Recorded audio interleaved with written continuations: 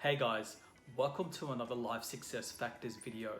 Today, we'll be talking about the 4% rule, what it is, when you should use it, and what are the pros and cons of following this retirement planning tool for your financial journey. So what is the 4% rule? Well, put simply, the 4% rule was actually a result of a study called the Trinity Study, which was done many decades ago, that basically asked the question, if you had invested in the share market and you retired, how long would you be able to survive off your investment? How much would you be able to withdraw without eroding your principal? Now, there are a whole lot of assumptions that were obviously baked into this, so I will caution its use. Your financial situation may be different to mine or anyone else's, so I will encourage you to do a little bit more research yourself, speak to a financial advisor about your own particular situation, but I just thought I'd lay out some of the pros and some of the cons of using this rule.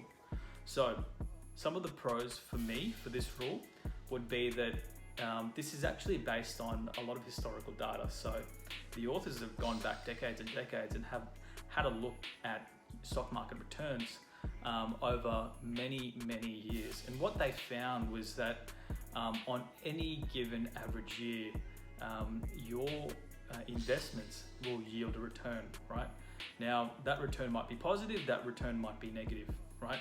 But what they found was that if you withdrew up to 4% of that capital, then you would be able to safely maintain your principal indefinitely, right? Accounting for what would be the most likely events in any given year, whether that be a shock, positive or negative, right? The other thing that I like about this rule is that you don't have to do a lot of the research and analysis yourself, okay?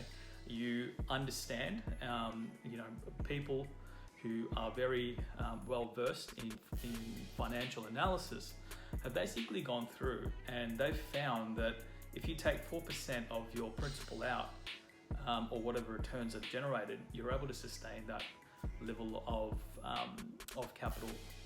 So it's almost a set and forget investment strategy. Now, on the other hand, if I had to talk about the cons of the 4% rule, and I do think that we need to talk about the cons, because this might potentially affect your ability to retire early, but it also might be a consideration as to whether you choose the 4% or you choose something higher or lower depending on your personal situation. Now, the first thing that I'll say about the 4% rule is that we don't know what will happen in the future. So this study was done based on historical information, and you know what they say in the world of finance, the past is no guarantee of what will happen in the future. So we've got to take, in many ways, a lot of what we find through historical analysis with a grain of salt, a healthy grain of salt. And what that means is, yes, we need to definitely consider about understanding the lessons of the past and what we can expect, but also use that to help make better decisions about the future, okay? So I think we need to be a little bit cautious about, setting or settling for any one number, but this is something to consider. The other downside, I think, to this rule is that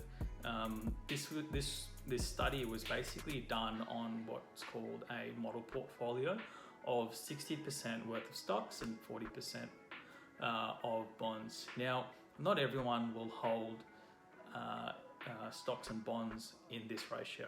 In fact, you yourself may hold 100% of your portfolio in stocks, or 100% in bonds, or you might have any different combination of investments. So the 4% rule was based on a portfolio that was 60% equities and 40% bonds. So I'm not quite sure about how applicable that rule would be for a portfolio with a different construction. So I want you guys to just keep that in mind and maybe do a little bit of research yourself about portfolios that have a different construction and what might be a safe withdrawal rate for you. So guys, I hope you enjoyed this video. I hope it's given you a little bit of an insight into what the 4% rule is. And I hope this gives you a little bit more information about what the 4% rule is and how you can use it to make better financial decisions for yourself and achieve financial independence in your life. So guys, I wanted to thank you for watching this video. If you haven't already, smash that like button, subscribe to the channel. I'd love to see you in the next video. Leave a comment below. Tell me what you thought. If you like this video, I'd really like to hear from you. So guys, that's it for today. I hope you enjoy your day and I'll see you in the next one.